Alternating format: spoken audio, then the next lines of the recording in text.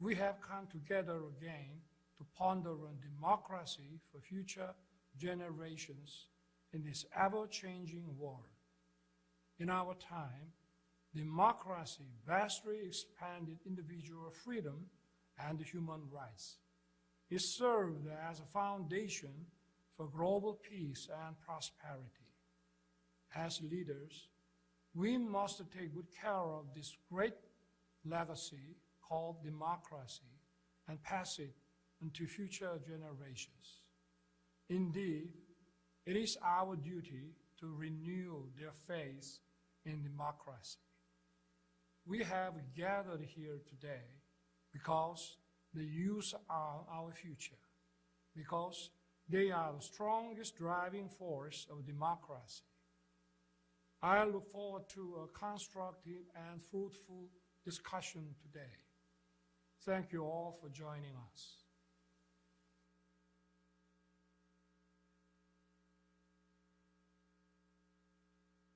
Thank you, President Yoon, for hosting this third Summit for Democracy. This year, over 2 billion people will have the opportunity to vote more than ever before. It's a cause for celebration that so many people will have the possibility to exercise one of the most important democratic acts, to go and vote. But democracy is not only the act of voting in itself. It is, and it has to be, an ongoing conversation. It is in the relation between people that democracy lives. Today, much of this conversation takes place online. On the one hand, this offers huge opportunities. On the other hand, serious risks. This summit shows that we can stand together, that we act on the values that we hold dear. We need to do this, so that democracy always will win. Thank you.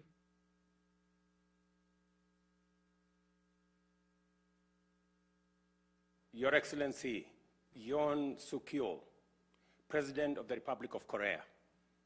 Your Excellency, Mette Frederiksen, Prime Minister of Denmark. Excellencies, heads of state and government, leaders of delegations in attendance, distinguished ladies and gentlemen. I commend President Yoon of the Republic of Korea for convening the third summit for democracy under the theme, Democracy for Future Generations. This gathering holds particular significance in light of the burgeoning youth in many global South nations, whose future must be protected and secured by its leadership. This summit, therefore, gives us a platform to not only discuss shared values and core principles of democracy, such as rule of law, good governance, and respect for human rights, but also envision a future with stable governance that spurs economic growth as countries strive to recover from effects of polycrisis, including climate change, energy crisis caused by geopolitics, and sovereign debt crisis caused by COVID-19 pandemic. In the face of global challenges, leaders must establish actionable policies, emphasizing well-coordinated partnerships, a vibrant civil society, and the adoption of sustainable technologies to address threats like unconstitutional changes, terrorism, health crisis, sovereign debt, and climate change. As a leader in the global South, I acknowledge that the challenges to democracy are an impediment to our desired socioeconomic growth. We are, however, optimistic that, driven by the ideals of the Africa we want, we shall succeed. I look forward to fruitful engagements and great deliberations.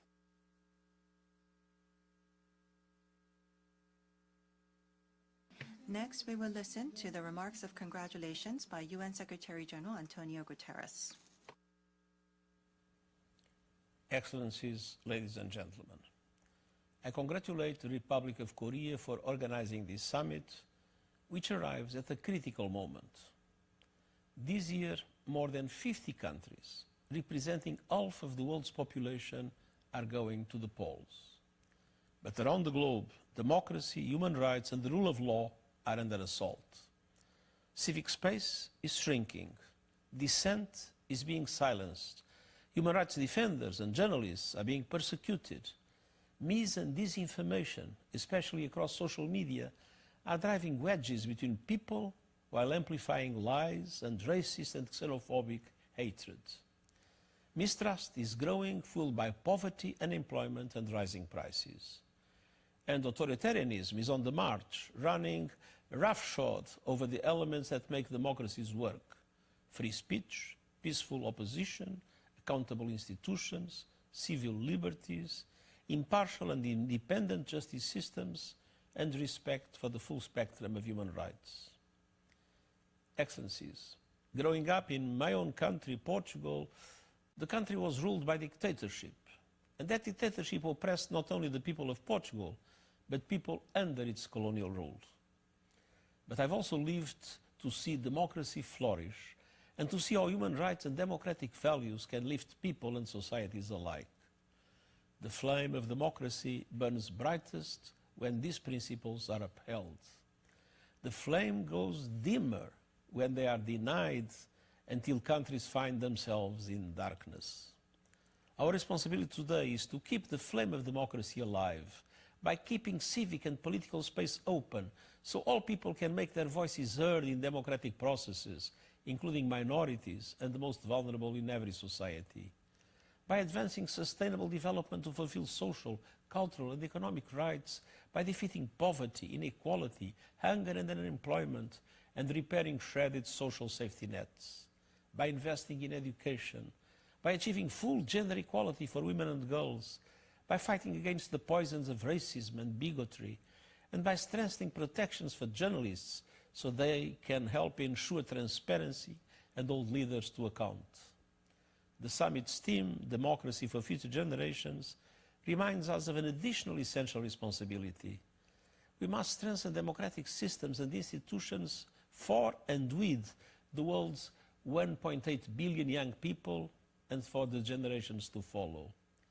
September Summit of the Future in New York will be a place for partners to come together for solutions to build trust, strengthen cooperation, and safeguard the interests of future generations. We must work together to combat corruption and strengthen accountability. We must build guardrails for artificial intelligence and the digital world, including through the Global Digital Compact, to protect democracy against technology's perils while realizing its promise. And we must place human rights at the center of democratic institutions and systems. Excellencies, democracy is always a work in progress. Let's keep the flame of democracy alive for present and future generations. Thank you.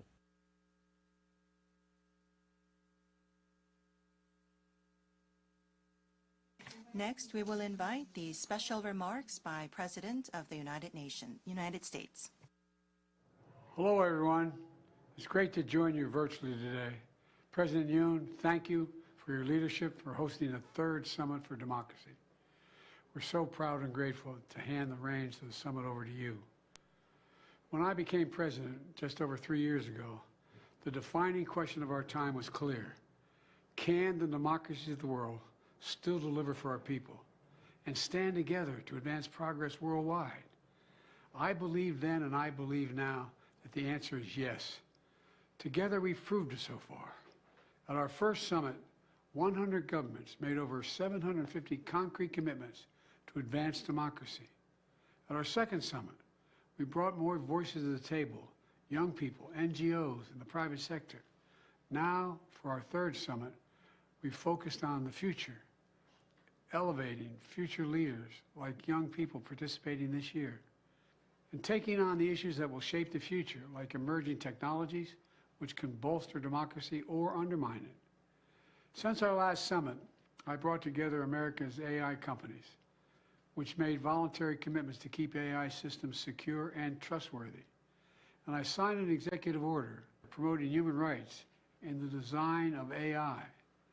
We've also taken unprecedented action to counter the misuse of commercial spyware. We've imposed sanctions and export controls, including on entities that enable surveillance of Americans, human rights defenders, journalists all around the world. We announced visa restrictions for individuals involved in or financially benefiting from the misuse of this technology. And this week, at this summit, more countries joined the groundbreaking joint statement on commercial spyware.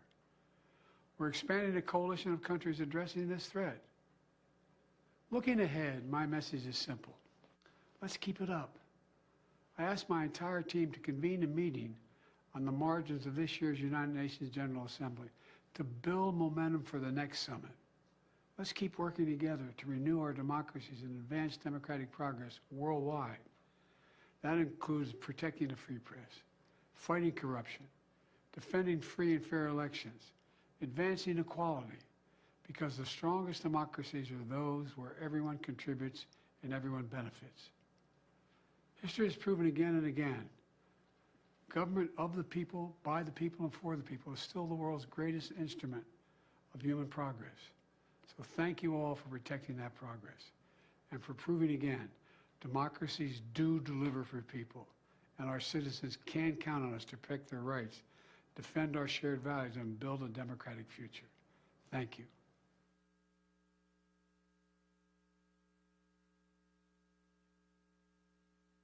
Thank you very much for those inspiring remarks. We will soon begin session 1.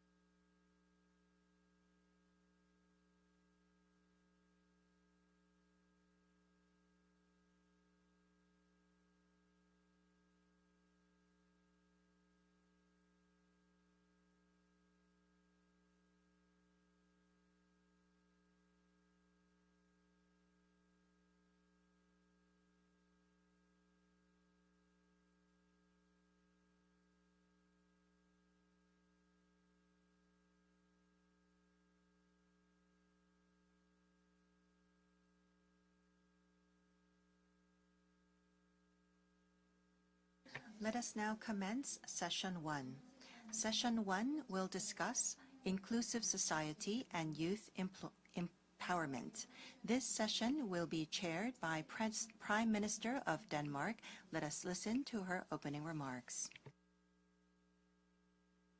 Excellencies, ladies and gentlemen, and dear colleagues, I am so glad to chair this session on inclusive society and youth empowerment. The fight for an inclusive society is very dear to my heart, and empowering the young generation to lead this fight is so important. Let me use the opportunity today to share some concrete experiences, ideas, and commitments. We have no greater source of strength than our youth, and no greater asset. We need to do everything we can to empower them and share our own experiences to guide them on their way to build a better future.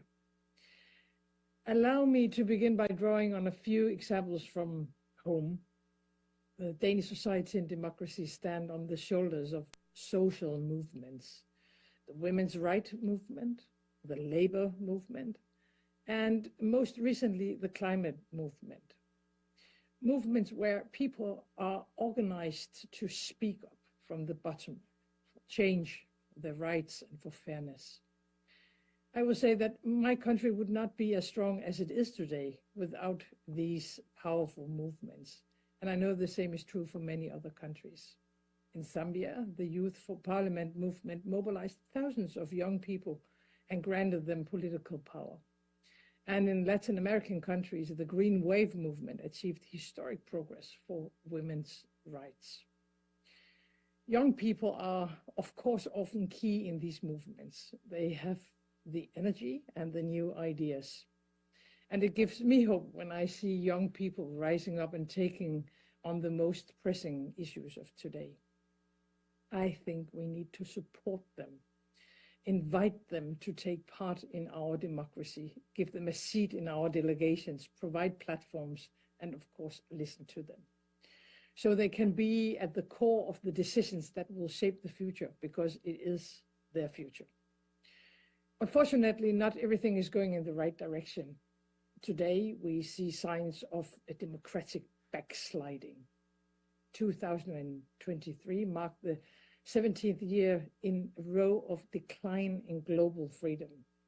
And as we all know, technology is a two-sided coin. It is, of course, a part of the solution, but tech cannot always be trusted. AI can misrepresent reality and give a wrong picture of the world. And technology can be used by anti-democratic forces to censor or to spread fake news, to oppress and to control people. Russia is one example, and unfortunately, there are many others. That is why Denmark, together with the European Union and Norway, has committed 52 million euros for the Digital Democracy Initiative to equip brave democratic actors, of course, the civil society and grassroots activists with the digital tools that can amplify their voices. And we welcome more countries to join. We have to make tech work for democracy, not against it and not against us. And therefore, I thank the Republic of Korea, President Yoon, and fellow colleagues at this session today for taking action and for actually showing some global leadership. I look forward to hearing your views. Thank you.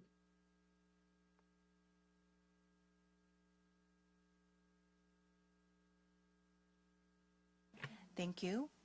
Next, the Prime Minister of Sweden.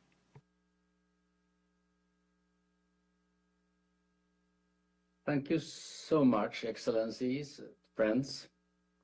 Let me begin by expressing my sincere appreciation to the Republic of Korea and President Yoon for hosting this third summit for democracy, and to Denmark for hosting this specific session. Democracies need to meet, we need to bond, and we need to rally for democracy. Our world is facing a new and dangerous reality. Authoritarian forces are challenging the rules-based world order, trying to establish the principle of might is right. This brings disastrous consequences.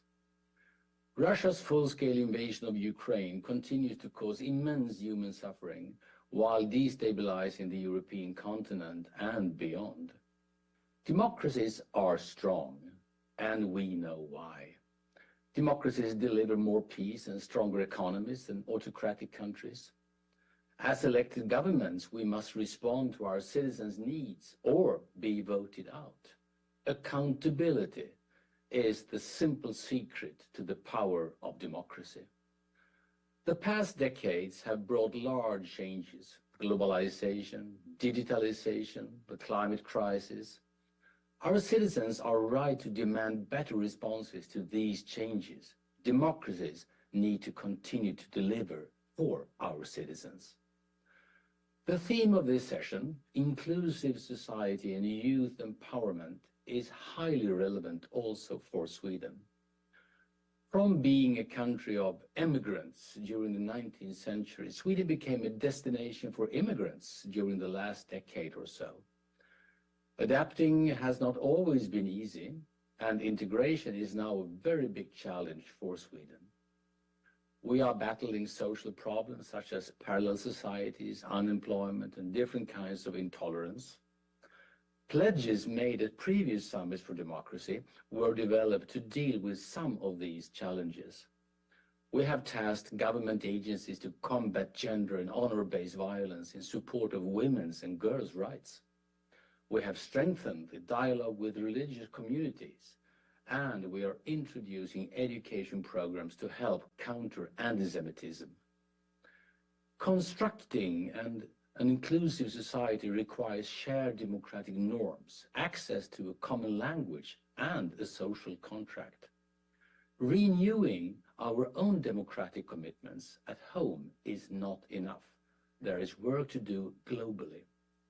Responding to global democratic challenges, Sweden has increased its support to human rights and democracy defenders, such as Belarusian democratic forces in exile.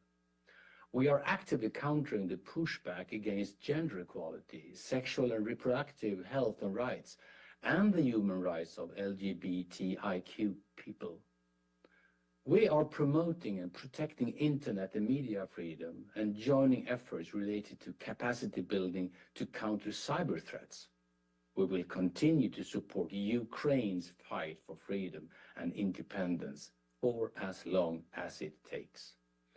Protecting democracy at home and abroad is vital to securing independence and freedom, but it cannot be done alone. Building alliances among democracies remain a necessity, and today's cross-regional dialogue is crucial.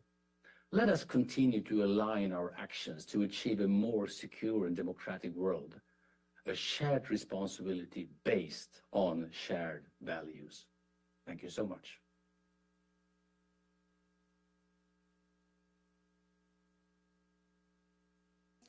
Thank you, Prime Minister. Next, President of Spain. Thank you, Mette. This year, more than half of the world's population is called to the polls, and millions of young people will have the first real contact with an essential act in every democracy, voting in elections. All my life, I have believed in representative democracy for two reasons. First, because in the history of the world, there is no other political system more respectful of the dignity of the human being. Second, because the evidence shows that democracy and prosperity go hand in hand. But the truth is that today many people do not share this vision, and as a consequence, democracy is under threat in many places. Reversing this trend requires taking action, and above all, get young people hooked on democracy. To make it possible, first of all, we must address the real problems without paternalism, understanding their perspectives and fears, praising their fight for diversity. We must encourage well-informed debates, respect for diverse opinions, and inclusive decision-making among young people. Secondly, we must empower new generations, and there is no more powerful tool for that than a good educational system. A system that goes ahead and not behind of a constantly changing labor market. A system that provides them with tools against misinformation and reinforce their rights in the era of digitalization. This generation will face the challenges that artificial intelligence represents. Let's give them the tools to turn into an opportunity to live better. Finally, we must tackle inequality and strengthen social cohesion. The youth of this generation have faced several crises in their lives. We must work for intergenerational justice to break the myth that they will be the first generation to live worse than their parents. Extremism and authoritarian regimes feed on discontent. We must fight for equal opportunities and make the social elevator working again for young people. Because if we fail, the adults of tomorrow will stop believing that democracy is the most effective political system to guarantee peace and progress for all. Spain is fully committed with this agenda. We have been working through our democracy program to promote democracy between Spain, Europe, and Latin America and the Caribbean. We continue to develop the Ageas Plus Fund to promote the full and effective participation of women and equal leadership opportunities in political life. We joined the Blue Point Network last year to make our infrastructure more sustainable, transparent, and inclusive, and we have committed to transparency with new accountability mechanism. Dear friends, Spain is one of the 24 full democracies in the world, but we are not an old democracy. We have a recent memory of tyranny. That closeness helps us in what I understand it to be a fundamental duty for all democracies, teaching the youngest that freedom and progress cannot be taken for granted. That democracy is a fragile treasure that cannot be taken for granted. Let's give to the young the tools they need to protect and believe in democracy. Thank you.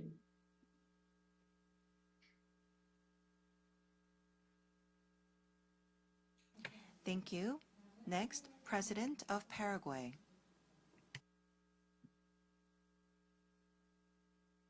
Thank you. Distinguished Prime Minister of Denmark, Her Excellency Mette Frederiksen, distinguished Head of State and Head of Government, I'm pleased to extend a cordial greeting to you, the panelists and participants of this first session of the Summit for Democracy. Paraguay is an eminently young nation. In a country, people aged 35 represent more than 70% of the population.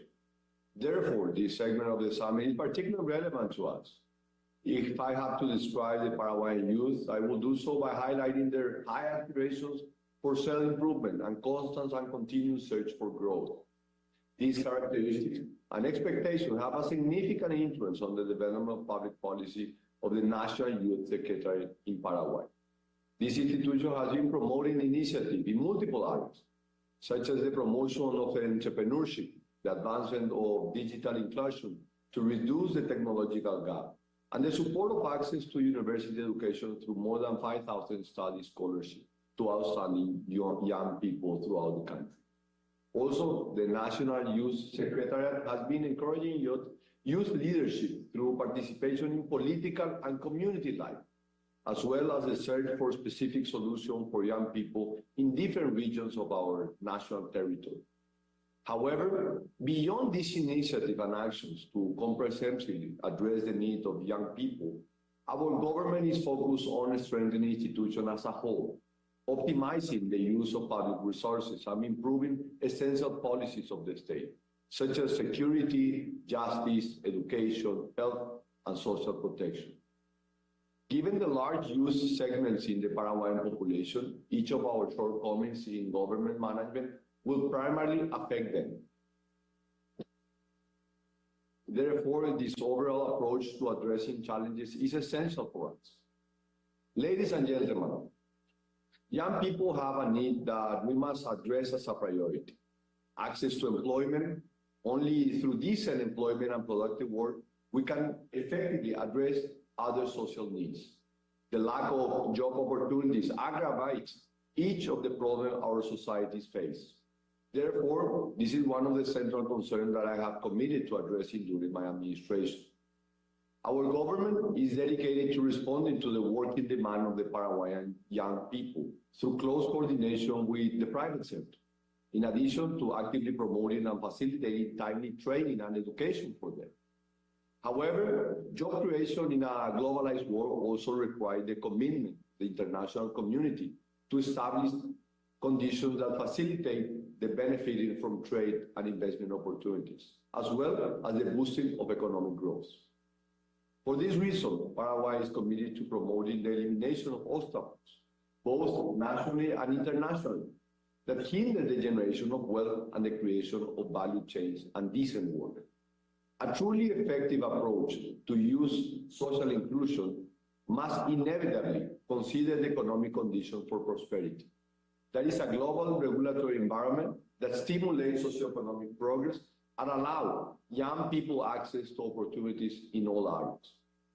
Excellencies, improving the quality of life of young people and offering them meaningful opportunities is our priority duty, not only as an act of justice, but also as a measure to safeguard the stability and strength of our democracies.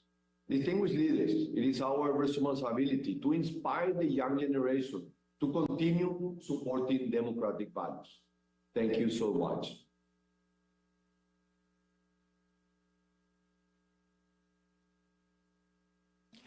Thank you. Next, the President of Malawi.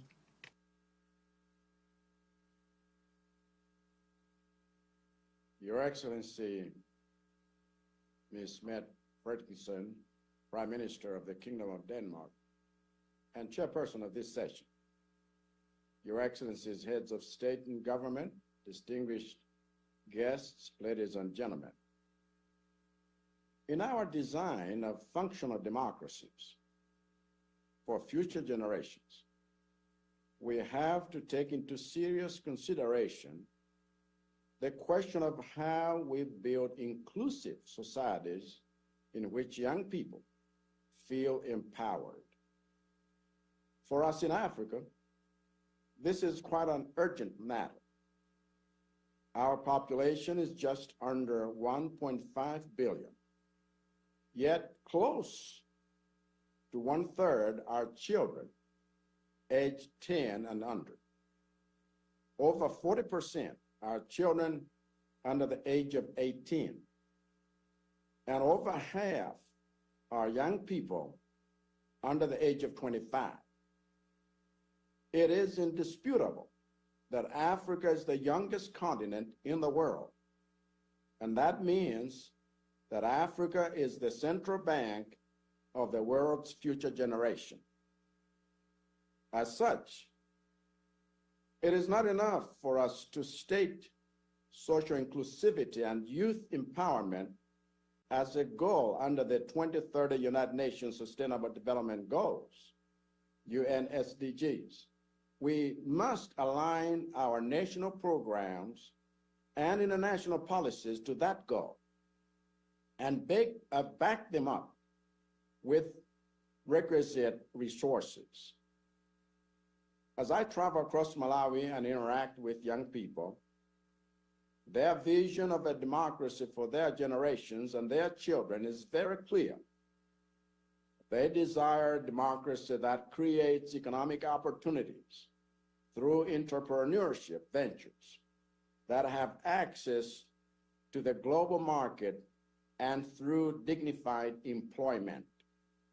They desire a democracy that treats the loosening of rights and the loosening of markets as two sides of the same coin that cannot be divorced. This is where as leaders, we must show up for the young people of the world. We must understand that the digital age now gives a young person in Karonga, Malawi, access to information and events in Comrade, Moldova.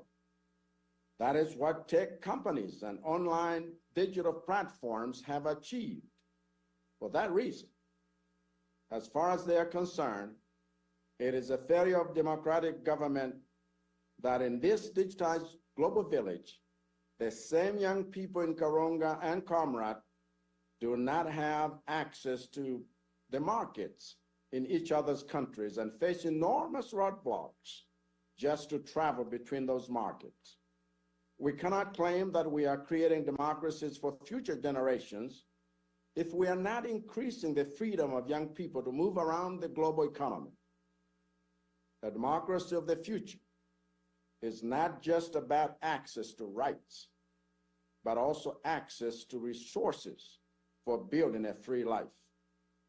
This is why the African Continental Free Trade Area and its operationalization is the greatest investment that any of Africa's development partners can make in the future of Africa's democracy.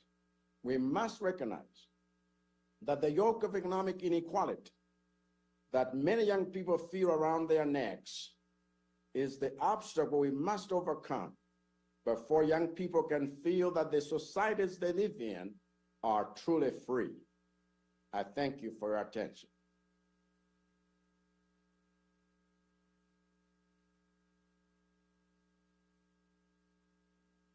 Thank you.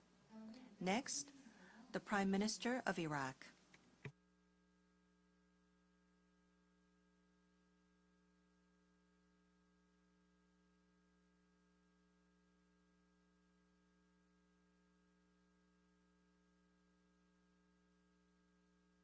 An appreciation to the organizers of the summit. I am very delighted to communicate with you through this event that is important for all the peoples of the earth, where we hope that our efforts will be united and concerted to achieve our basic goals of advancement and progress towards a world in which all peoples enjoy prosperity and development. Our people have gone through many experiences and pivotal moments that left a clear impact on their course. Among them, of course, our people in Iraq who had special experiences with difficult transformation, during which many opportunities of growth and development were lost, especially during the time of the dictatorial regime that plunged Iraq into senseless wars that negatively affected the youth. With the liberation of Iraq and its return to the ranks of the world after a long isolation, we found ourselves as governments face an important fact, which is that Iraqi society is a young society with a percentage of youth reaching 60%. It represents a great wealth. This requires commitments that accommodate the youthful capabilities that must be successfully employed. Therefore, our government, since the beginning of its work, has developed plans and programs to accommodate young people and benefit from their energy in building Iraq, which emerged from a few years ago from the most brutal existential war after the terrorist ISIS gangs took control of large swathes of our country. Our government's program includes a lot of pillars targeting the youth. For example, last year, for the first time in the history of Iraq, we formed the Supreme Youth Council, which is responsible for drawing up plans, programs, and employing youth energies in our country. I made sure that this council is headed by the Prime Minister and that its executive structure includes ministers, heads of commissions, and advisors. This council has taken many important decisions and initiatives that push towards providing real opportunities for young people. In the field of scientific activity for young people, we have launched an initiative to send abroad 5,000 students, males and females, to study various specializations in the best universities in the world to acquire modern sciences and learn about the most important developments in their respective scientific fields. The first group of those students, which included 400 male and female students from various regions of Iraq, has left the country last month. In addition, we have activated the National Strategy for Education, which continues until the year 2031, in order to provide appropriate educational environments that embrace our youth. It's a comprehensive strategy and works to modernize the pillars of education process. As for the work environment, our government has formulated many reforms aimed at developing the private sector and lifting restriction on its work in order to provide job opportunities for many young graduates. Our idea is to revive the private sector and provide it with facilities, which is something that has resulted today in providing many job opportunities of young people. In parallel, we have launched a group of job initiatives for youth, such as the Riyada Entrepreneurship Initiative and the initiatives of the Ministry of Labor and Social Affairs, all of which are initiatives that are based on the idea of innovation and employing youth energies and skills. Ladies and gentlemen, the social and economic and political transformations that the world is witnessing have imposed on us special patterns of living and tastes, and have posed social threats, perhaps the most dangerous of which is the scourge of narcotics and psychotropic substances that killed millions of people people around the world. Therefore, and based on this point, we call for the formation of a global coalition to fight these narcotics and toxins that are devastating the society, especially young people. In conclusion, we must remember the tragedy of the Palestinian people in Gaza and the systemic killing, aggression, and genocide that the young people face, which requires a serious, responsible moral stance for the international community. I renew my thanks and appreciation to everyone, especially President of Republic of Korea, Mr. Yoon, for hosting this summit, and I thank you for listening. May God, peace, mercy, blessing be upon you.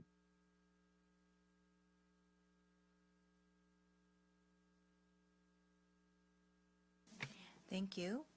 Next, the President of Latvia.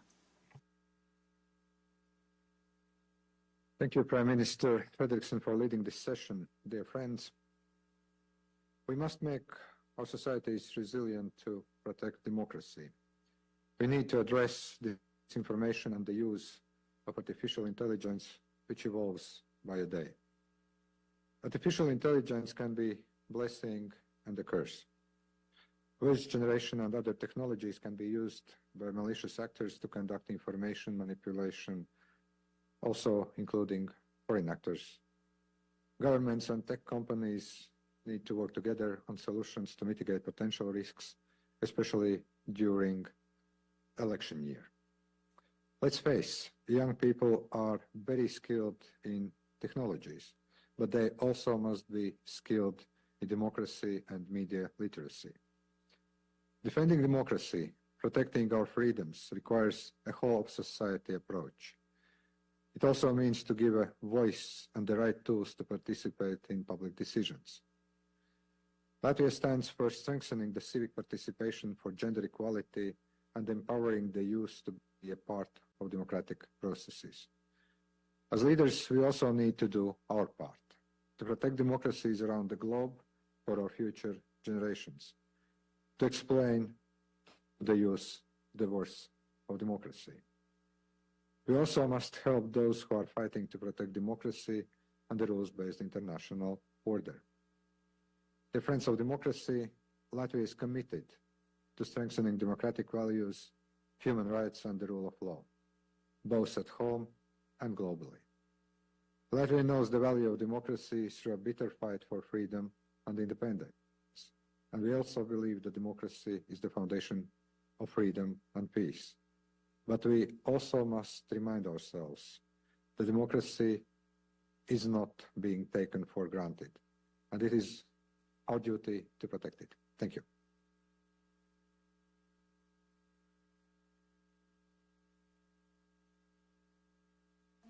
Thank you. Next, Prime Minister of Nepal.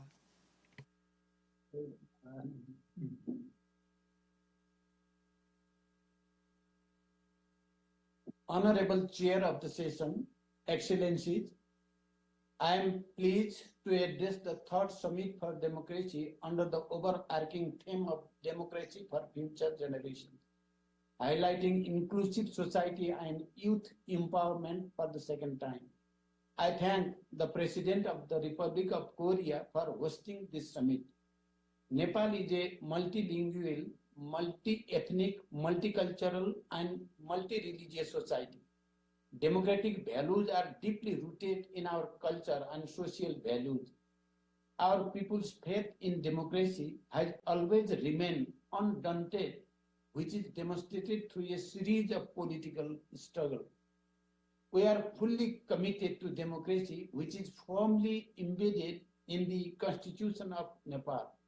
It guarantees people's sovereignty, fundamental human rights, social justice, inclusion, separation of powers, periodic election, and independent judiciary and equality. Freedom of the press and the publication are ensured by the Constitution. We have a vibrant society that is continuously watching over the government's action. Nepal believes in unity in diversity, which are native to our country and civilization. In our view, sustained democracy is closely linked with enduring peace, good governance, and inclusive development. We highly value freedom, equality, diversity, civil liberty, and the rule of law. Free, fair, and frequent elections are the soul of democracy. Nepal successfully held periodic election at all levels of the government and fulfilled the electoral post by democratic election. Recently, we fulfilled 1/3 of new lawmakers, including the chair and vice chair in the upper house. Excellencies, human rights are important pillars of democracy. Nepal is fully committed to human rights and believes in universality, interdependence, and mutually reinforcing nature of human rights, including the right to development. Nepal is fully committed to zero tolerance against corruption. Our legislative and institutional frameworks are being aligned with the United Nations Convention Against Corruption. Recently, the Parliament passed a bill related to amending the Money Laundering Prevention Act. Nepal's constitution has guaranteed the rights of women. The constitution ensured at least 33% of women at federal parliament and provincial assemblies and 40% at the local levels.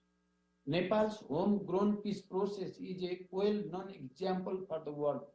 The conclusion of peace process is in the offing with an amendment bill being tabled at the parliament in consultation with the concerned stakeholder.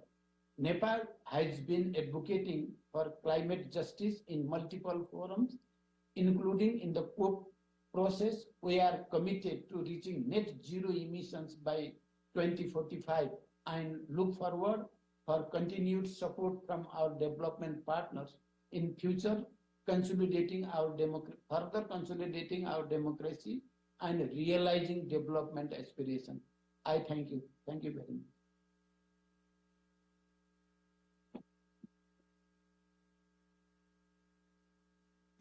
Thank you.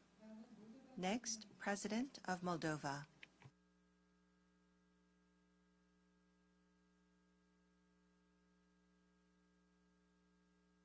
Distinguished audience, ladies and gentlemen, it's a pleasure to be joining you today at the third Summit for Democracy.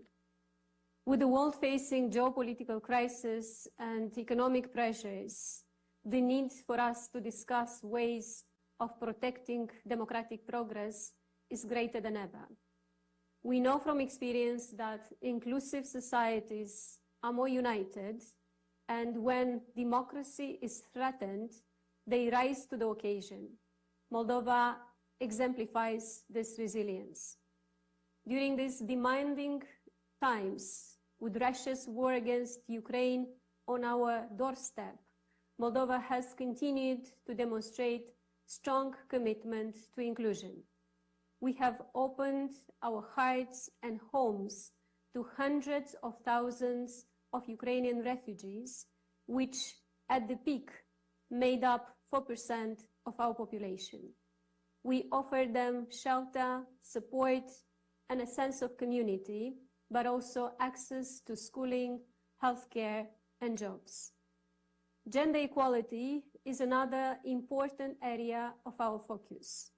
I'm proud to state that Moldova has achieved 19th place out of 146 countries in the Global Gender Gap Report 2023, published by the World Economic Forum.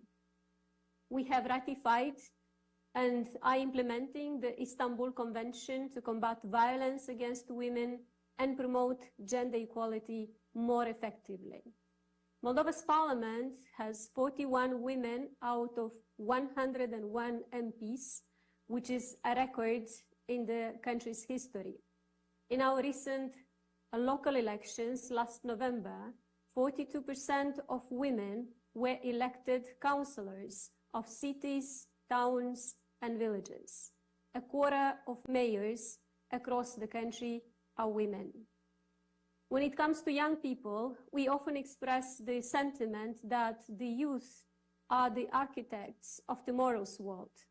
However, I firmly believe that they are already shaping today's world. Our political landscape, for instance, is getting younger. Moldova's youngest MP is just 24 years old, and the youngest minister is 32. 10% of Moldova's MPs are younger than 30 years old.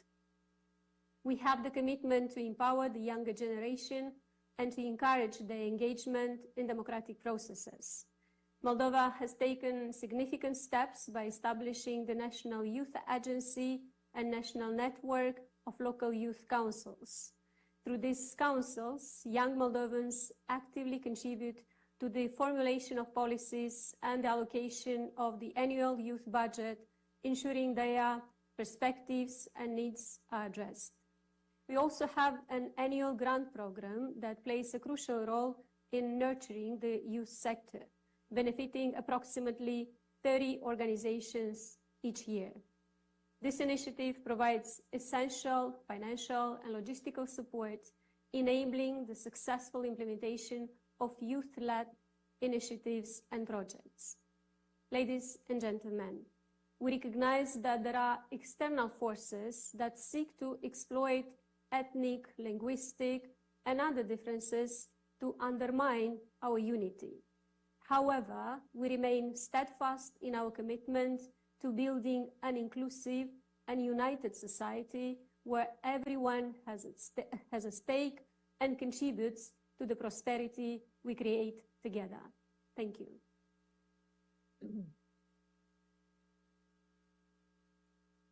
Thank you, dear colleagues, for your powerful... Thank you for your remarks. Next, we will go to the Prime Minister of Denmark for her closing remarks. Thank you, dear colleagues, for your powerful and inspiring contributions to this important discussion. And thank you once again, President Yoon and the Republic of Korea for hosting and organizing the third Summit for Democracy. Although we come from different parts of the world, I can hear that we all share the same vision: to build a more peaceful, a more democratic and inclusive future. And of course, the young generation is right at the center of this vision. I really noticed what the president of Malawi said when he reminded us that Africa is the central bank of youth. With the rise of disinformation, fake news, and challenges caused by AI, we have to find new ways in our fight for democracy. And we can only do this together in this alliance. So thank you, all of you.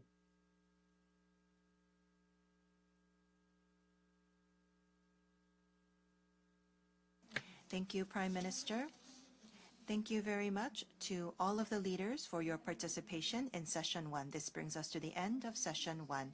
After a short break, we will listen to interventions by partner institutions, and that will be the start of Session 2.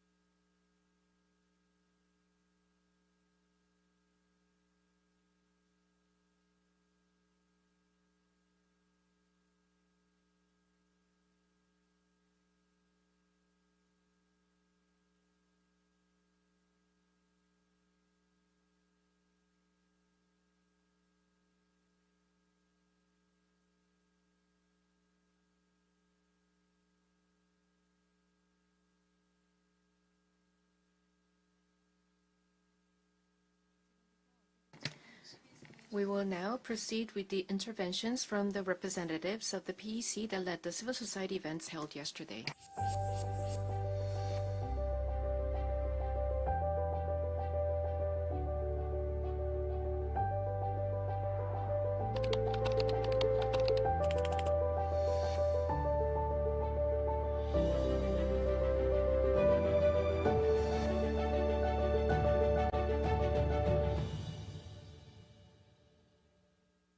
Dear President Yoon, distinguished guests, friends all, thank you very much for the opportunity to support Korea in convening this third summit for democracy and to share a few words about fostering strong, robust democracies in a year when more than 2 billion voters across over 50 countries will head to the polls, including, of course, in Korea.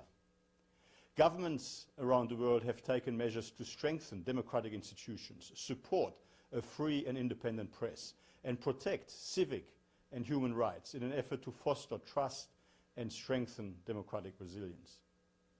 To build on these efforts, a strengthened international cooperation is key to ensure a stronger, freer, and democratic future that delivers on citizens' expectations. The OECD's Reinforcing Democracy initiative aims to do just that by supporting dialogue, sharing best practices, and by developing evidence-based policy recommendations across 5 key pillars. First, strengthening information integrity through enhanced transparency, accountability, and plurality of information sources. Korea's National Election Commission has been vigilant in identifying risks from deepfake AI-generated content ahead of upcoming parliamentary elections in April. The OECD's Dis and Misinformation Resource Hub provides a repository of public policy tools to protect information integrity and promotes available evidence on their effectiveness. Second, improving citizen participation and representation in public life. This includes better informing, consulting, and engaging citizens in decision-making.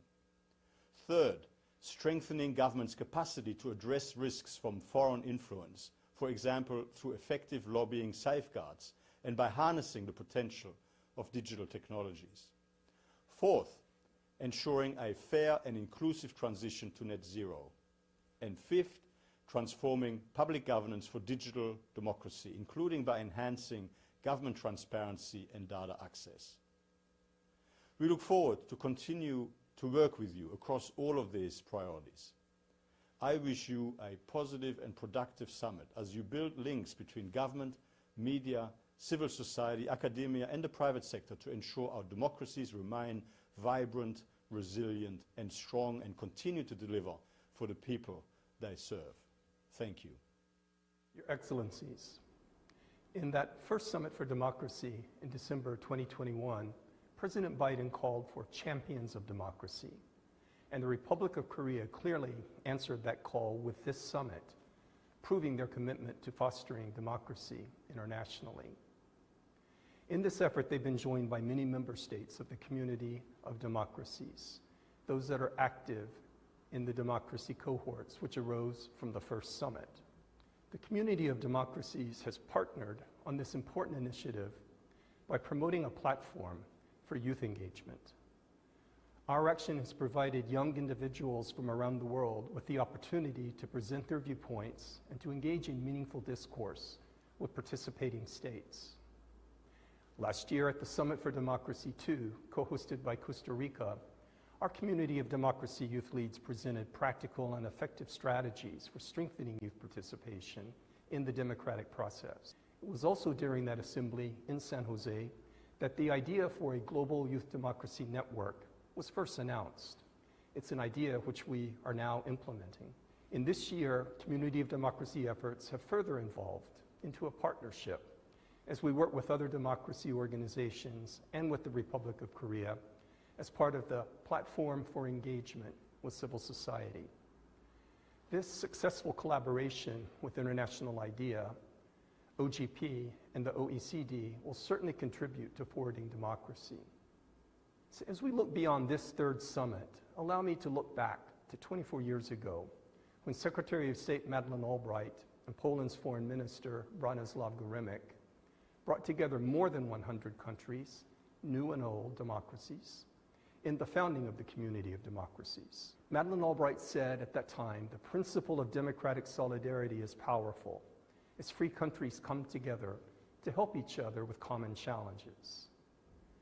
I want to commend the Republic of Korea, a governing council member of the Community of Democracies, for keeping alive this important initiative and for its commitment to that principle of solidarity in its achievement of this third Summit for Democracy. Your Excellencies, at a time when democracies are confronting existential threats from plummeting citizen trust in government and the rise of authoritarianism, the Summit for Democracy has injected vital political energy into the democratic movement.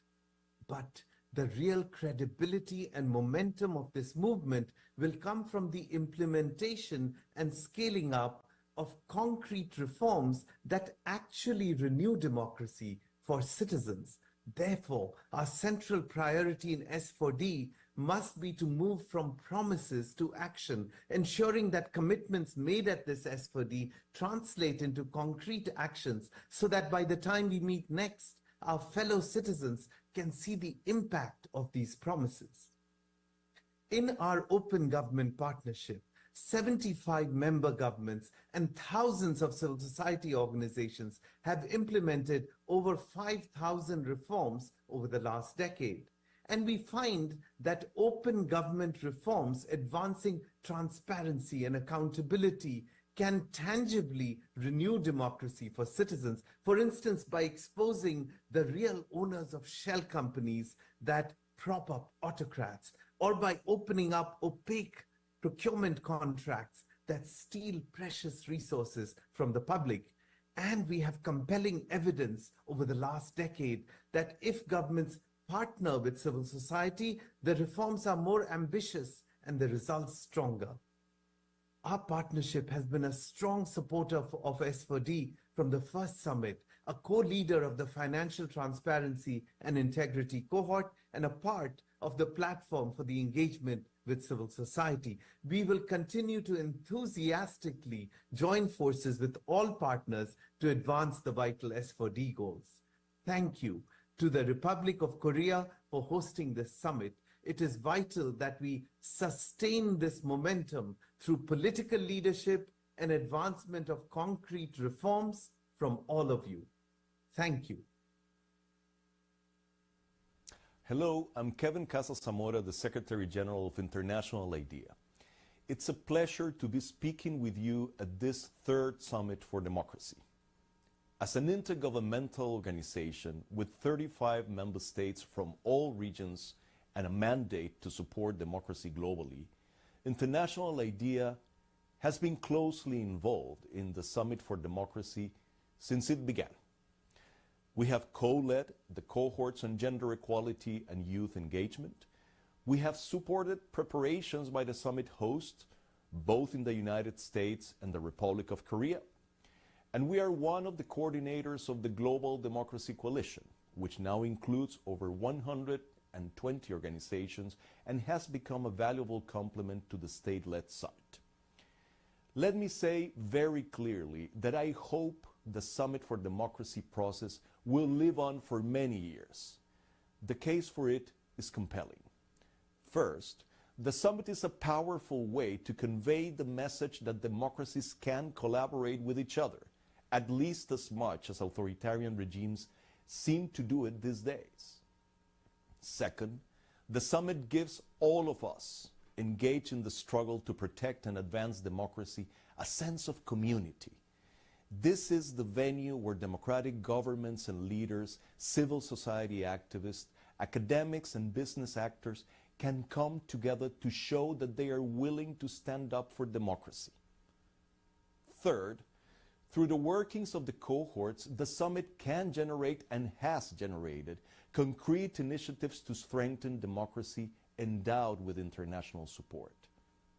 Fourth, the summit can be a wonderful platform to engage in mutual learning about what works to support democracy.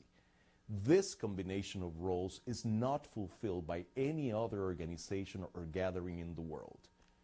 Hence, we should try as hard as we can to preserve this great venue. Of course, all of this assumes that we strive to create a summit process that is truly inclusive, that is a celebration of diversity, a process that is noisy, vibrant, even a little chaotic like democracy itself. In a way, what is needed is a cup for democracy, just as we have one for climate change and other global issues. The democratic cause needs all of us. Thank you again for your support of this summit and the broader effort to support democracy globally.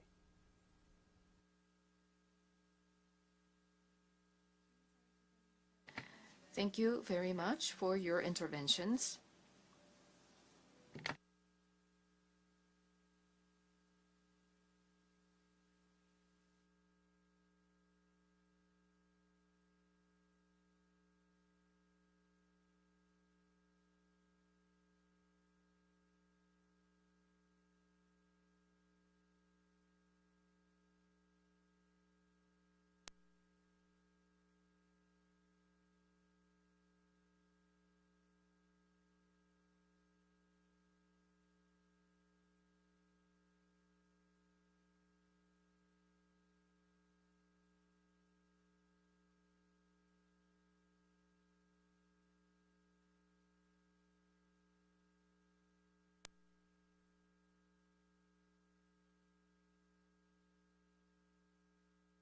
We will soon commence session 2.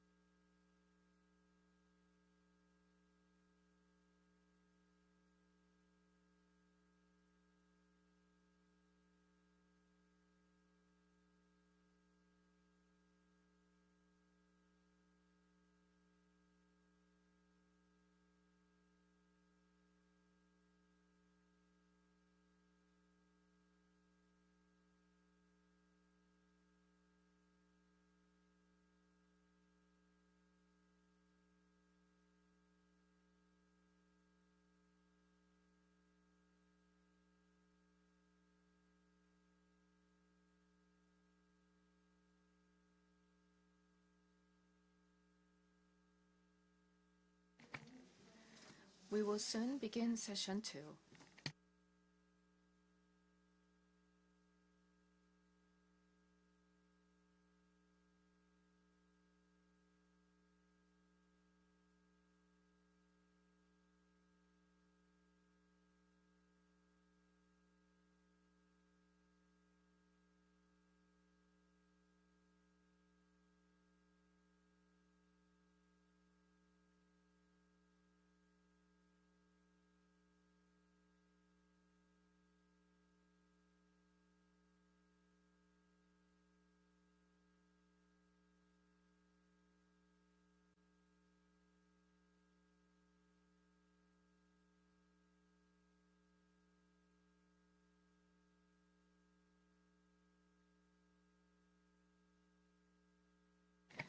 We will now begin session 2, which will focus on the theme of technology, elections, and misinformation and disinformation. First, we will have an opening remarks from President Yoon Suk-yeol of Korea, who's chairing the session. Dear Excellencies and global citizens who support democracy, I would like to welcome you to session 2 under the theme of technology, elections, and misinformation and disinformation. Today, the world is facing an unprecedented public crisis. Even before the wounds of the COVID-19 pandemic have healed, geopolitical conflicts are raging in various parts of the world, and the climate crisis is deepening the food and energy crisis globally. In addition, The rise of authoritarianism in many parts of the world is challenging the democracy that we have all defended. Dear Excellencies, in 1965, Intel co-founder Gordon Moore made the intriguing claim that the performance of semiconductors doubles every 2 years. As predicted by Moore's law, the world is developing at a rapid pace that the humanity has never experienced before. New products and services using artificial intelligence and big data keep emerging in our markets. And so now our lives are becoming more convenient. But on the other hand, we are also experiencing unexpected side effects. In particular, the indiscriminate spread of fake news and manipulated information using AI and internet bot technology is emerging as a global problem. Fake news and disinformation, which is systematically produced and distributed by certain forces, goes beyond simply spreading misinformation, but it also causes social conflicts and division. Also, fake news threatens elections, which are the foundation of democracy, by inciting people to make wrong decisions based on information that is not true. This is a clear provocation and challenge against democracy. This year is a super election year where more than a third of the global population will cast their votes. Dear Excellencies, democracies that share common values must be united, and we need to respond to fake news and disinformation together. Our responsibility to safeguard the foundations of democracy through fair elections is greater than ever. We need to work together to establish laws and regulations to deal with disinformation and misinformation strictly. In particular, international cooperation is needed to strictly enforce relevant laws to keep foreign forces from influencing the election processes of other countries. We also need solidarity and sharing of technology to defend our democracy. We need to build AI and digital systems that can detect and combat those who use AI and digital technologies to create fake news and spread disinformation. If malicious disinformation and fake news still do not stop, then we need to carry out strong and systematic anti-propaganda campaigns together. Excellencies, the promotion of democracy in the world can never be achieved by the power of any single nation. We need to continue to strengthen and expand solidarity among democracies that share universal values. To this end, the Republic of Korea will closely work together with governments, international organizations, and private sector partners. In particular, we will continue to build on the achievements of the 3 summits for democracy, and we will join forces with our partners in the international community to firmly defend our democracy from misinformation and disinformation. With that, I would now like to invite the participating leaders to deliver their remarks on the topic of Session 2. I thank you all for your valuable contribution. Thank you. Thank you very much. Next, we will hear from the Prime Minister of Japan.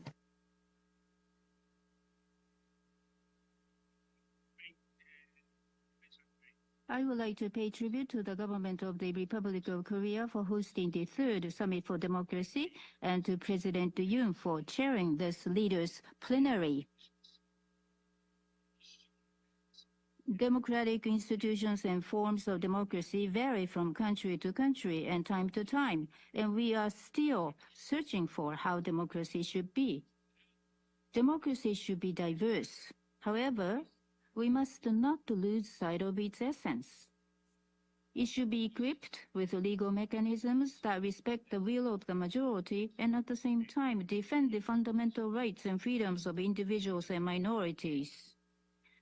Equality before the law to guarantee those rights and freedoms and free and fair elections are also crucial aspects. Japan reiterates the importance of democratic principles and the underlying spirit of tolerance, cooperation, and compromise.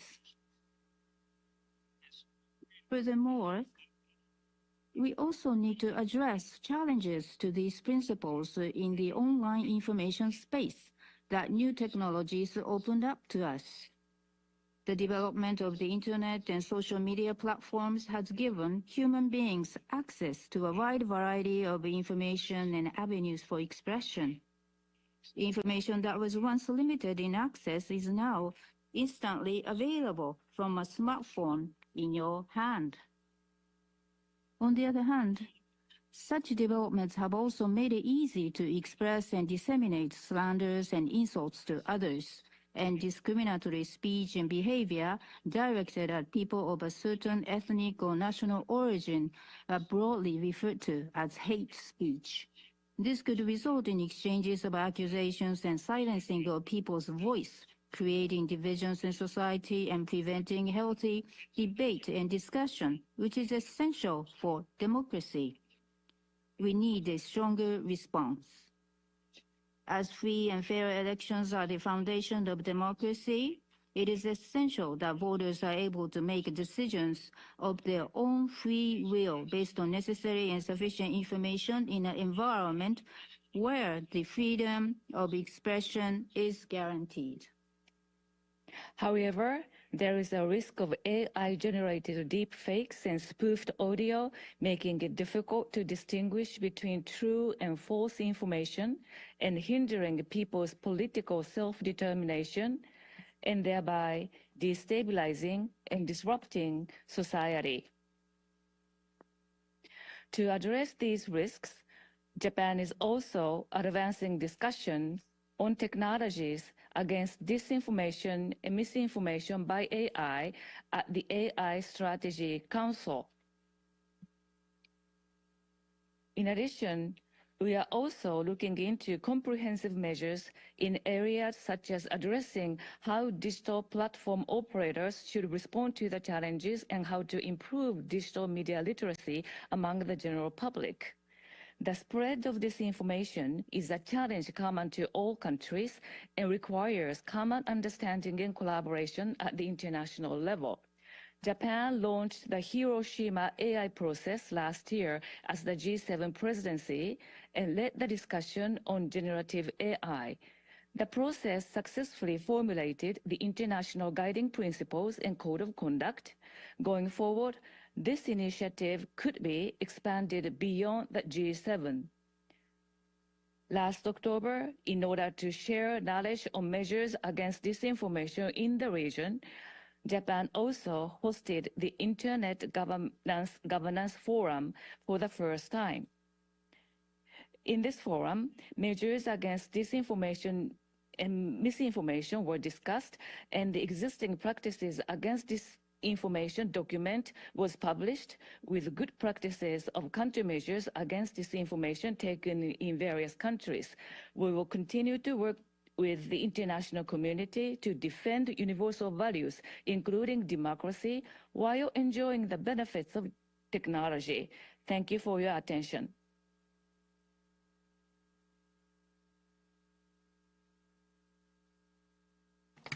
Thank you, Prime Minister. And now the Prime Minister of Canada. Thank you very much.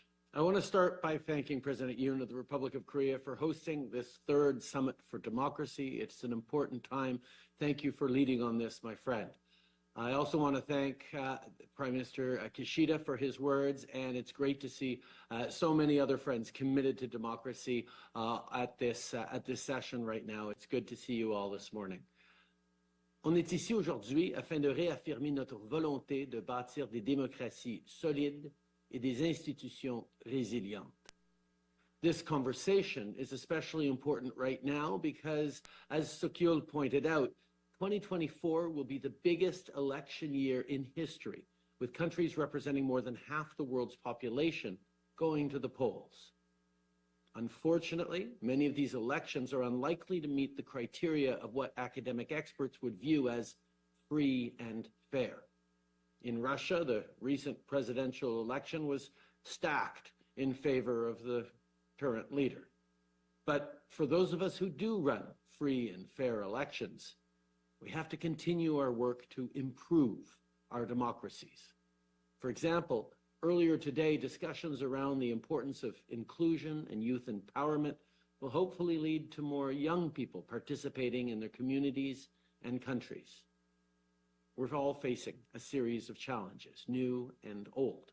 We're still reeling from a pandemic that put immense pressure on our democracies. We're seeing growing distrust of government and media and increased polarization exacerbated by misinformation and disinformation. We're dealing with insecurity caused by armed conflicts and climate change. So today, I'm announcing that Canada is investing $8.4 million on research across the Global South to better understand how climate change interacts with democratic decline. These initiatives will also help protect the human rights of environmental defenders. On top of the uncertainty caused by different crises, we're also seeing direct threats to individuals globally through transnational repression. This is why Canada is increasing and expanding its funding for Access Now to ensure human rights defenders and others facing digital threats have the resources they need to protect themselves.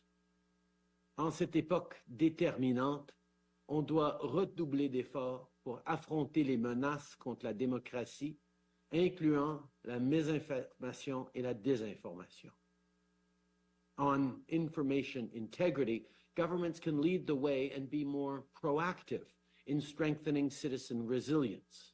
The Global Declaration on Information Integrity Online is a Canadian contribution to protecting and promoting a healthy information ecosystem.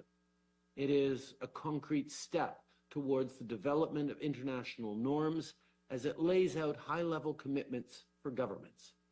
The declaration also invites industry to enhance transparency in advertising, algorithm, and content moderation processes. Disinformation is often used by foreign actors who want to interfere in the domestic affairs of other states. To identify and respond to foreign threats to democracies, Canada leads the G7 Rapid Response Mechanism, which we created back in 2018 when we hosted the G7 that year. In the context of Russia's war in Ukraine, the mechanism has enabled rapid information sharing and collaboration to address Russian disinformation, which includes state-sponsored disinformation around Ukrainian children abductions and the proliferation of automated networks that amplify pro-Russian narratives. Disinformation and threats to information integrity are not new. But with new technology like generative AI, we're concerned about the spread of disinformation at an unprecedented scale. More guardrails will be needed, and they'll need to be transparent and themselves grounded in democratic values and norms. Pour ce qui est de l'intelligence artificielle, il nous faudra davantage de mesures de protection, des mesures qui devront être transparentes et fondées sur des valeurs et des normes démocratiques. My friends, in democracies, we know there's always more work to be done. Democracy didn't happen by accident, and it won't continue without effort. So once again, I want to thank my friend, President Yoon, for all his hard work in promoting strong and healthy democracies, not just with this summit, but with his ongoing work around the world. Merci, mes amis. Comme ça, hamnida.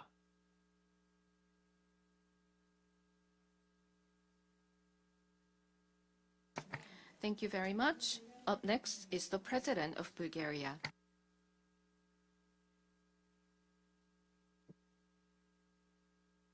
Your Excellency, President Yoon Suk-yeol, dear colleagues. First, let me express my gratitude to the Republic of Korea for organizing this timely forum. I truly appreciate the opportunity to be a part of it.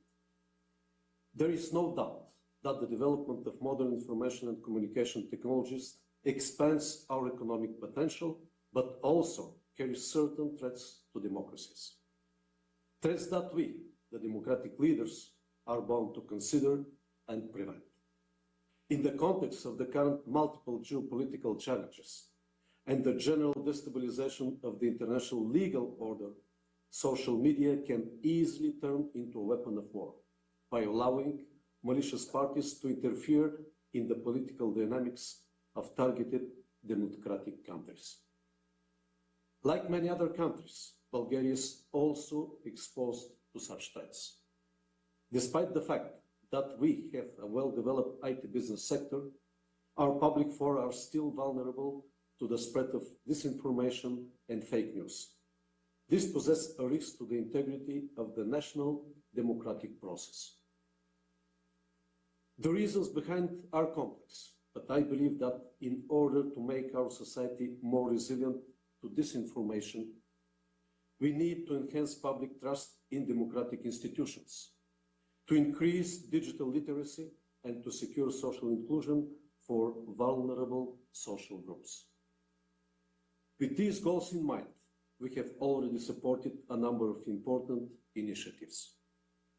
Within the framework of the European Union, we welcome the adoption of the European Democracy Action Plan and of the European Media Freedom Act.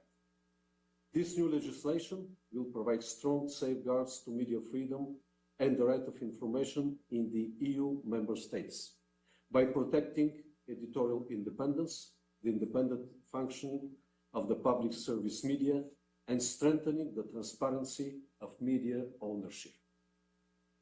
Bringing the relevant national regulations and practices in line with the European Media Freedom Act should be a high priority for us in the next months. Domestically, Bulgaria has also taken some important steps to secure media freedom, namely by certain legislative amendments, reducing any undue pressure on journalists. We have still a long way to go before ensuring sustainable media freedom. However, I think that a step in the right direction has been made. Technologies, however, can also serve as a tool of strengthened democracy, especially when used to facilitate the electoral process. Traditionally, in Bulgarian elections, there has been a significant share of invalid ballots. In the 2014 parliamentary elections, 6% of the casted votes were invalid. And this share grew to 15% in the local elections 5 years later. Since 2019, the Parliament introduced machine voting as an alternative in the polling stations above 300 voters. 2 years later, machine voting became the sole form of voting in those stations. In this way, the share of invalid ballots dropped to less than 1%, and the election results became more accurate. In 2022, the Bulgarian Parliament voted another significant amendment to the legislative rules and procedures by allowing video recording and online video streaming to the ballots count after closing the polling stations. Hence, the transparency of the vote counting process had been enhanced. We anticipate that this still and will generally lead to an increase of public trust in the election results and reduce the likelihood of electoral law violations. In conclusion, I would like to emphasize that strengthening our democracy does not require only legislative measures. It should also rely on a comprehensive strategy to overcome poverty and social exclusion, which includes raising the educational level of vulnerable social groups and improving the quality of accessible education. Thank you for your attention.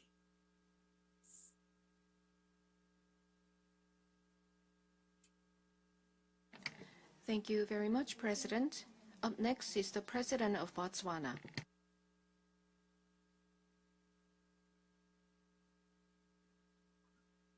Your Excellency, President Yoon Suk Yeol of South Korea, fellow panelists, heads of delegation, a very good evening. Let me begin by first congratulating President Yoon Suk Yeol of South Korea for hosting this third summit, Democracy Summit of Democracy Summit of Leaders in South Korea. I'd like to begin by stating that I, speaking from Botswana, a country that is the oldest and longest running democracy, multi-party democracy in Africa, represent but a voice of many democracies throughout Africa. And we acknowledge readily, as others have, that this year, 2024, presents an opportunity wherein 4.2 billion of the world's population will be subjected to an electoral process that is democratic and will yield leaders of various shapes and forms. But coming to the subject of the topic, technology, elections, and disinformation, it's important to point out earlier on that we are presented with mixed opportunities and mixed challenges because of where we are in our digital transformation processes. First is the very fact that we have advanced in our digital technology developments across the globe presents opportunity for very many more people to participate, very many more people to be reached, and very many more people to be exposed to the risks of disinformation or misinformation. And therefore, the burden of responsibility placed on all of us, as is required of any credible leader, is to build trust in the systems that we adopt, is to embellish credibility and integrity in the systems that we develop and use. And the authenticity of such trust and credibility yields stability and confidence in the system. If these are broadened by the application of communication technology, if these are allowed to prevail by the ease of access to such technology, which speaks to the rights of the voter, it enhances, it deepens our democratic dispensation. Anything that might undermine such trust is a direct assault on the potential for democracy to yield the very stability, the trust that we all yearn for.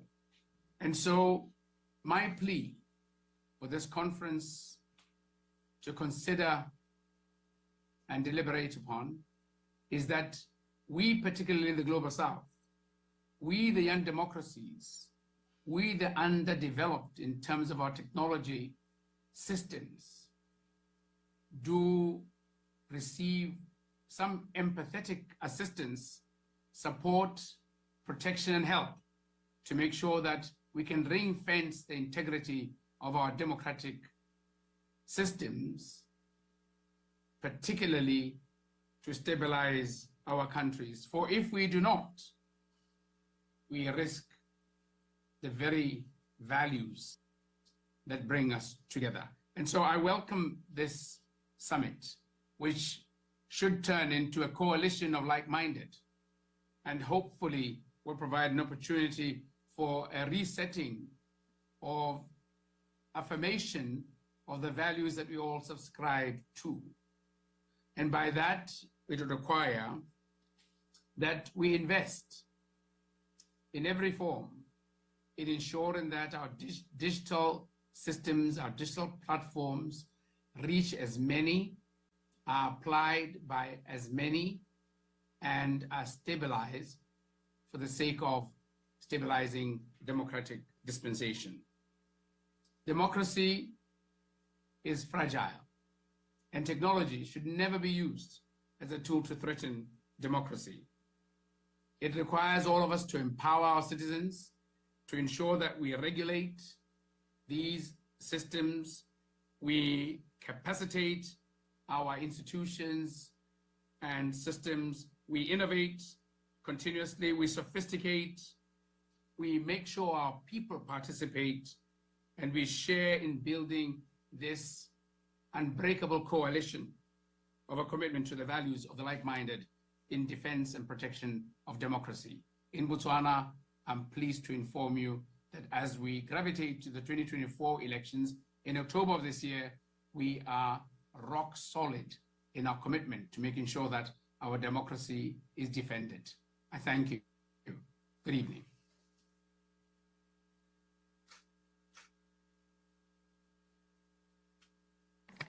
Thank you very much. Now we have the President of Lithuania.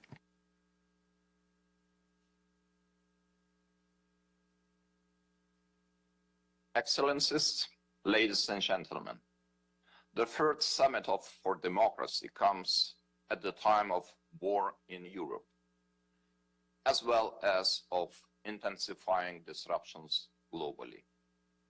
For the third year already, Russia is waging a brutal war against Ukraine. This international crime of aggression has caused a humanitarian, environmental, and moral disaster. It also represents a major threat to global security. Yet nowadays, no war is confined to the battlefield. We see that in Ukraine, where technology blurs the lines between the physical and the virtual. Aggression has also easily spread across borders via modern communication channels, making every supporter of Ukraine a target. Russia's main goal to weaken the foundations of democracy globally has not changed for at least 2 decades. And Russia is not alone. There are other international actors with the same aim. Right now, we see a clear line separating the free world from those wishing to destroy it. Not only physical threats, but also the stream of propaganda and misinformation is constantly seeking to get inside. In recent decades, virtually every democratic society has become a target of hybrid warfare. Malicious cyber activities, disruptive technologies, and troll factories on social media help to create parallel realms of distorted reality. These efforts notably intensify whenever democratic elections are approaching. Our ability to engage in free and fair elections has always been our great strength.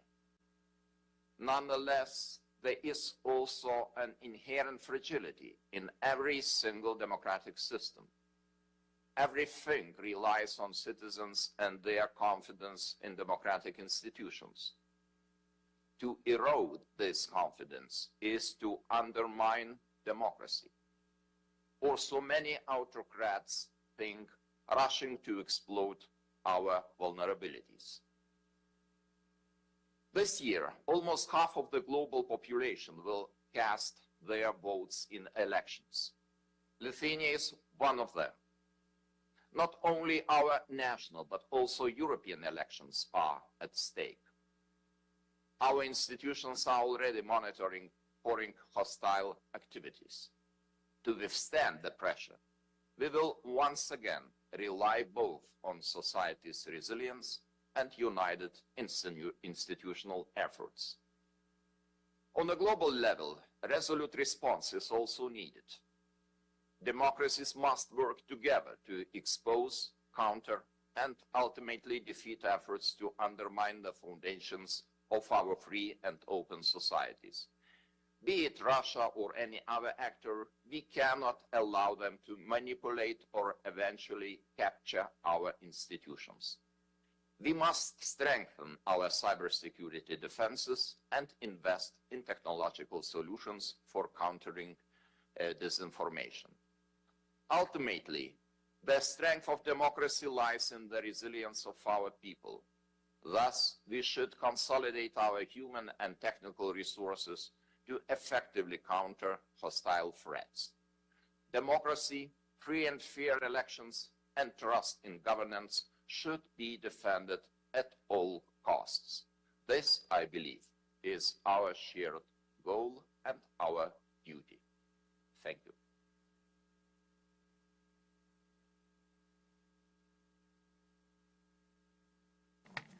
Thank you. Now, the President of Estonia.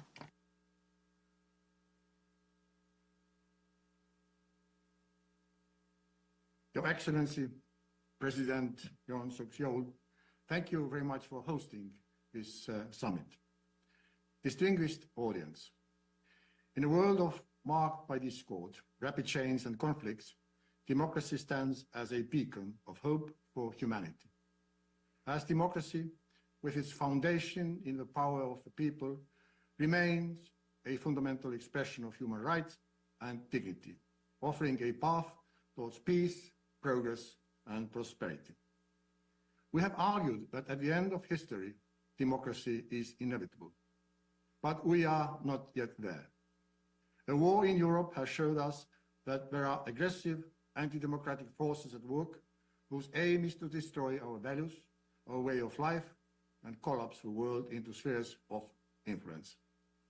We see authoritarian regimes tightening their grip on power, suppressing, even killing dissents, and trampling on the rights of the citizens. A range of anti-democratic narratives from chauvinism to the far right amplify each other with the backing of authoritarian governments. Therefore, it is important to unite behind the cause of democracy, as we cannot take freedoms it provides for granted. For this, it's utmost important to clearly demonstrate that we protect one another, fight for our values, and support our like-minded friends. Alliances are what democracies do best. Authoritarian regimes have never been effective in cultivating equal alliances. Cooperation with others for them has been need-based as opposed to value-based. The democratic world does it better. It is our strength. Now it is time to use that strength so that freedom and security will be guaranteed for Ukrainians and all democratic nations. If we fail in this, democracy will decline and darkest times lie ahead of us. Only in alliance can we remain strong enough to fight the challenges put in our way by aggressive autocratic actors. Dear colleagues, democracy is resilient, but it requires an unwavering commitment and support. The toolbox of our adversaries has changed. We must find ways to effectively fight against the changed nature of anti-democratic actors. As mentioned already, this year, billions of people will head to the polls to decide on who they elect as the leaders. We have observed the manipulations of invasion space during election periods. By manipulating the voters, one can influence public opinion and the outcome of elections at an unprecedented scale. With the rise of large social media platforms, there are new avenues to circulate propaganda and spread misinformation. Malicious actors have exploited the algorithms of social media platforms to amplify divisive content, spread conspiracy theories targeting specific demographics, and undermine trust in democratic institutions. Fake accounts and automated bots can artificially inflate the reach and impact of certain narratives, making it difficult for users to separate fact from fiction. This erosion of trust in the information ecosystem undermines the integrity of democratic process. It is especially worrying when these campaigns are launched by foreign actors. Addressing the complex interplay between technology, politics, and information warfare requires a collaboration between governments, tech companies, civil society organizations, and academic researchers. Only through collective action can we hope to safeguard the integrity of the electoral process and preserve the health of democratic societies in the digital age. Estonia uses many avenues to remedy these problems. First, we provide proper education regarding the threats in the online world, starting from the kindergarten. Secondly, we fight the disinformation through initiatives and coalitions with other like-minded actors. The Media Freedom Coalition and the Freedom Online Coalition are examples, to name just a few. I would like to emphasize that technology has no ill intentions. It is people. Technology can work for our advantage and provide tools to guard against misinformation.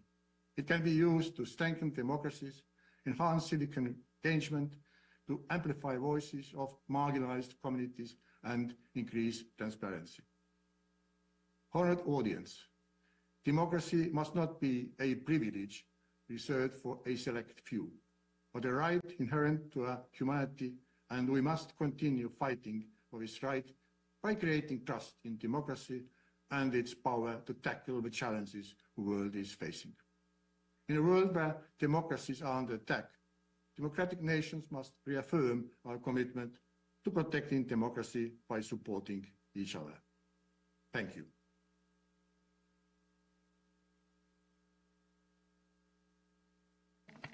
Thank you. Now we have the President of the Gambia. Your Excellency, Yoon Sung-yeol, President of the Republic of Korea, Excellencies, Head of State and Government, Excellencies, Ministers of Foreign Affairs, Excellencies, Heads of Institutional Organizations, distinguished ladies and gentlemen. I thank President Yoon Sung-yeol for inviting me to participate in this important summit. The objectives of the summit occur perfectly with our resolve to promote a strong spirit of interdependence anchored on shared values. This approach offers our countries an even pathway to address relevant challenges. Democracy, the theme of the summit, provides a solid basis to build and establish the effective value systems we have committed ourselves for our progress and prosperity. Thus, the focus on democracy gives us the opportunity to redirect our commitment to promoting effective participatory governance.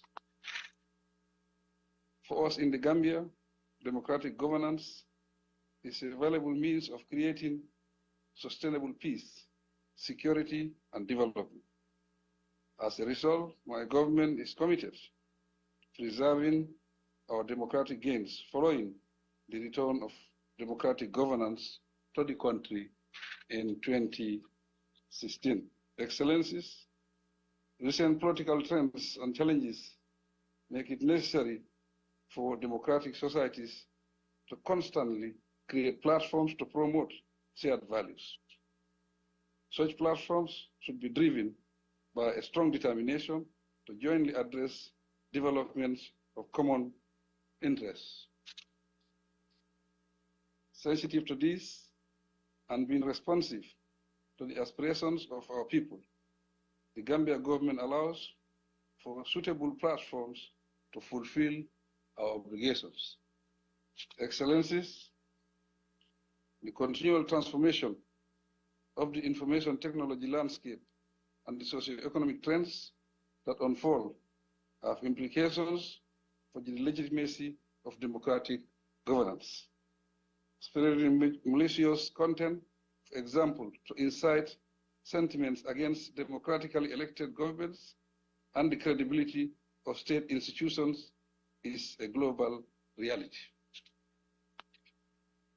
To offset this, my government has expanded the regulatory space for easy access to credible information, and we accommodate dissenting voices and devise legitimate political participation.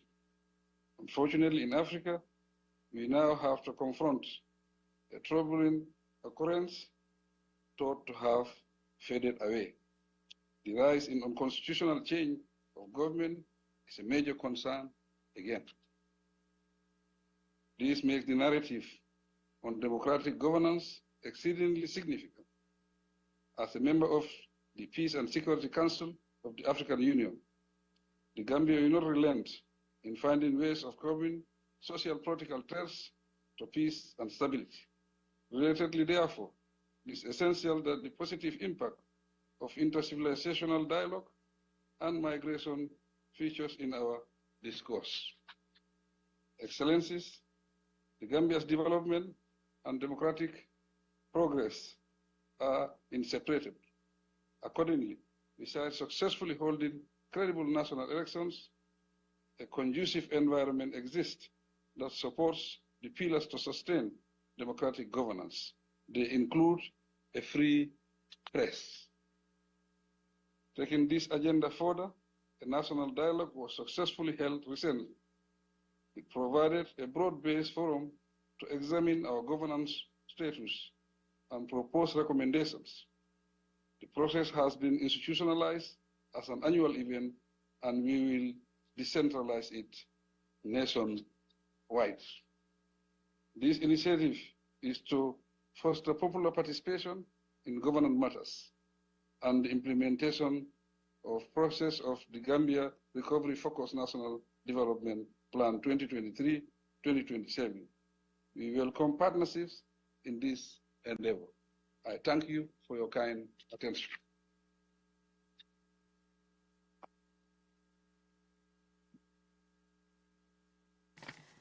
Thank you. Now we will hear from the President of Finland.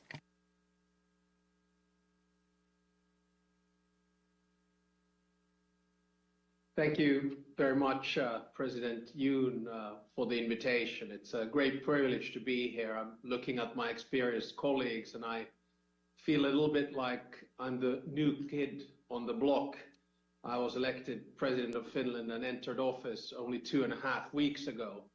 Now, some of you might have seen that Finland was ranked as the happiest country in the world for the 7th year running. I would, of course, like to see a clear correlation between my election and the level of happiness in Finland, but unfortunately, that would be misinformation and fake news, because empirical evidence for our happiness was gathered much before the elections. And to be honest, I think the main reason why we are that is that we are a vibrant democracy, ranking #1 in the Freedom Index. I'm also very proud of the way in which our elections here in Finland were conducted. The reason for that is I felt that they were fair, free, and very respectful. I mean, the President of Finland is basically in charge together with the government on foreign policy, and because we live next to an aggressive neighbor in the form of Russia, for us foreign policy is existential, and that's why a lot of people are respectful in the debate. Now, I wanted to make 2 comments and 1 suggestion today, because of course our topic is democracy, technology, election, and mis and disinformation. My first point is about digital democracy versus digital dictatorship. I'm sure many of us were rather idealistic with the onslaught of technological development, especially in the post-Cold War era.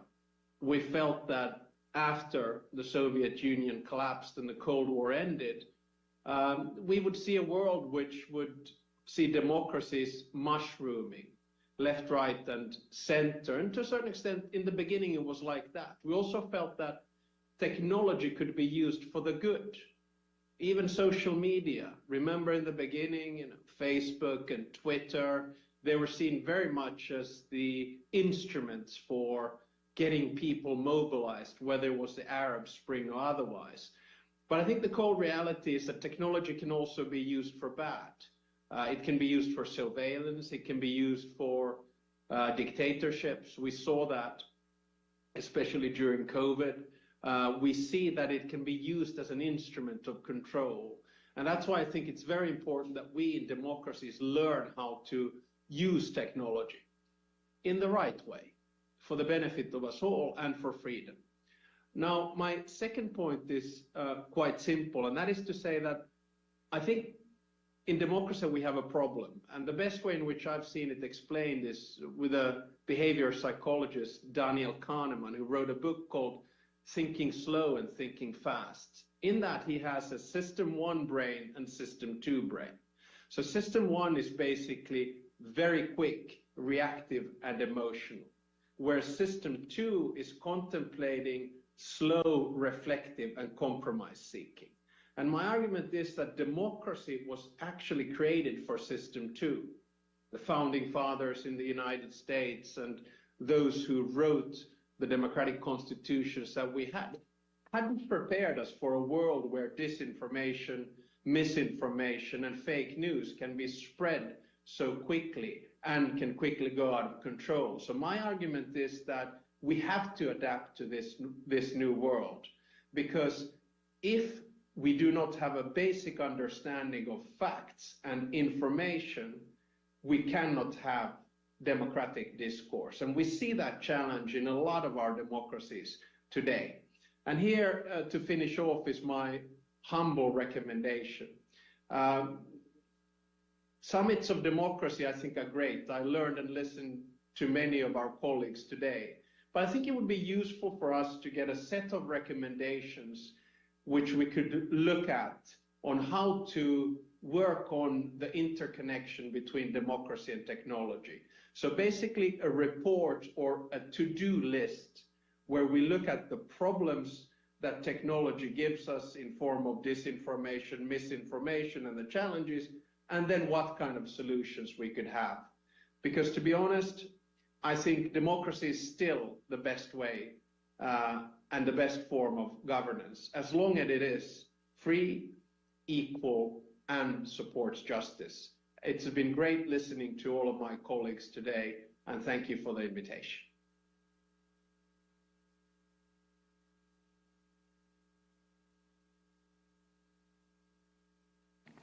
Thank you very much. In closing, we will now turn back to the President of the Republic of Korea. Dear Excellencies, I would like to express my appreciation to all of you for sharing your valuable thoughts on how to create better democracy for future generations under the theme of technology, election, and disinformation and misinformation. During the session, we had broad discussions on the impact of emerging technologies on our election processes and democracy, and we had discussions on ways to cooperate to respond to them. Through today's heated discussions, I was able to reaffirm our shared desire for a future where freedoms and human rights are respected and where peace and prosperity abound.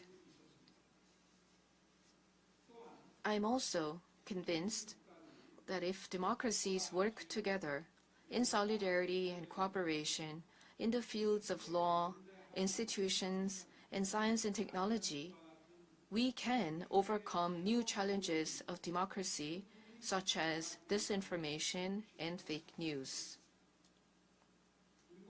I hope that we will continue to pool our wisdom together, to use AI and technologies as a lever to promote democracy and progress and prevent them from threatening our democracy, and to ensure that our efforts bear fruit. The Republic of Korea will continue to work closely with the international community, and we will actively support relevant activities by the private sector. I look forward to in-depth discussions on democracy in the following sessions as well. Thank you very much for your valuable participation and contribution in session 2. Thank you. We would like to express our gratitude to the leaders of each country for attending the session. With that, we conclude session 2. We will take a short break, and then after hearing interventions from the civil society and activists, we will begin session 3.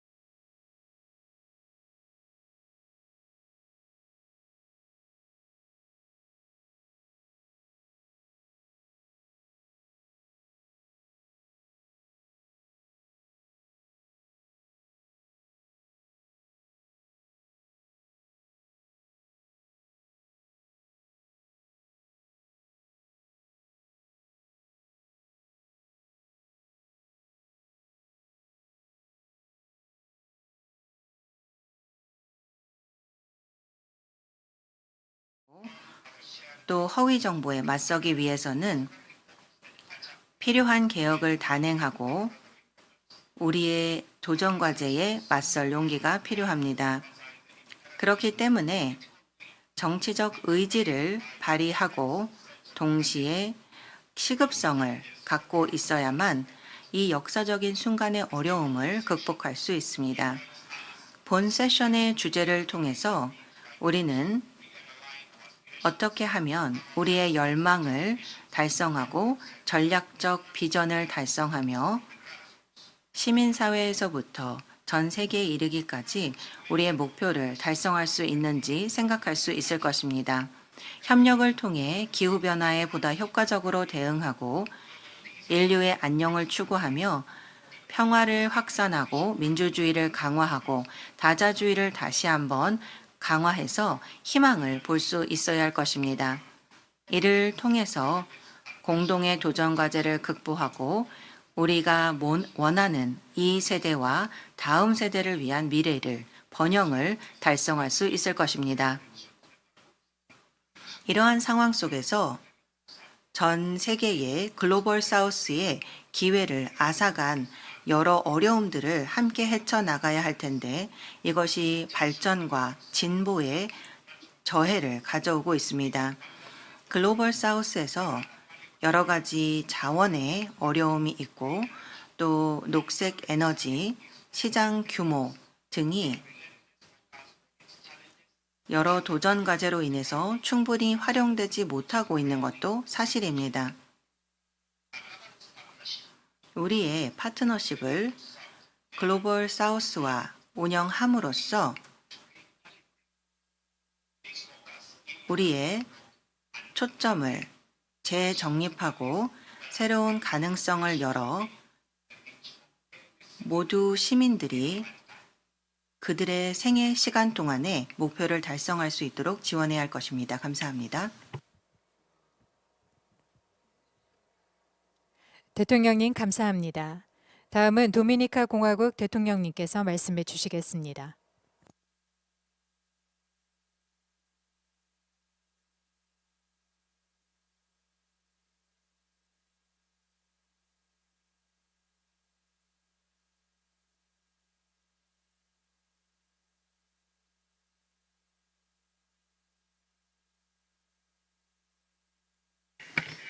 안녕하십니까? 대한민국 윤석열 대통령님의 제3차 민주주의 정상회의 주최를 진심으로 축하드립니다. 한국은 민주적 제도가 경제 번영과 인재 개발의 근간임을 보여주는 모범국가입니다. 각국 정상 여러분, 지난 10년간 민주주의는 전 세계적으로 전례 없는 위협을 받고 있습니다. 자유주의 질서를 뒷받침하는 여러 가치가 심각하게 훼손되었습니다. 이러한 어려운 상황이지만 민주주의는 여전히 승리한다는 점을 우리 모두 잊지 말아야 합니다. 도미니카 공화국은 민주적 통치야말로 번영, 지속가능한 발전, 복지로 가는 길임을 보여주고 있습니다. 지난 4년에 걸쳐서 도미니카 정부는 최근 역사상 가장 혼란스러운 시기를 헤쳐나가기 위해 애써왔습니다. 다행히 현재 우리나라는 경제 회복을 중심으로 해서 성공 스토리를 쓰고 있습니다. 세 가지 원칙이 있었기 때문에 이러한 성공이 가능했다고 생각합니다. 바로 투명성, 성장, 그리고 포용입니다. 투명성을 높이면 국민과 투자